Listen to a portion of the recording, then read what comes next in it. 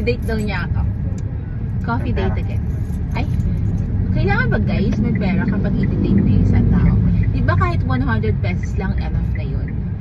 Punta lang kayo sa bagong surroundings, environment, diba? Okay na yun.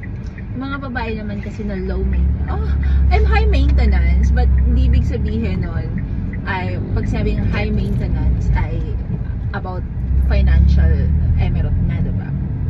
Pag high maintenance ako pagdating sa pagmamahal, care, ayun, gusto ko yung naalagaan ako. Kasi, I'm giving the same thing. So, di ba, deserve ko din naman na mahalin ako. So, pagdating sa mga bagay na ganyan, high maintenance ako. Gusto ko attention. Attention seeker yarn. Yon, attention ng daddy ko. Palagi, dapat ako lang. Char. Yun. So, hindi porket sinabing high maintenance girl ka. Kailangan pagdating lang sa pera. Okay na yun, sakto lang. Mag-ano lang kayo, date kayo somewhere. Diba, coffee date, kahit 3-in-1.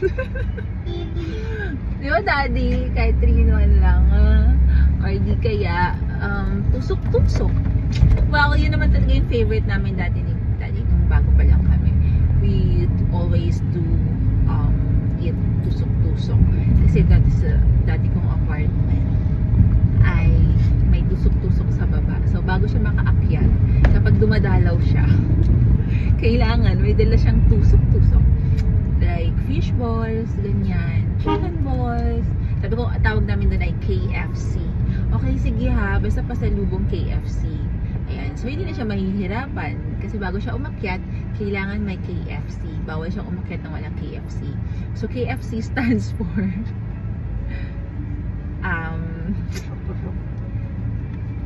K stands for kikiam, F for fish balls, and C for chicken balls. Diba? So, mura. Hindi pa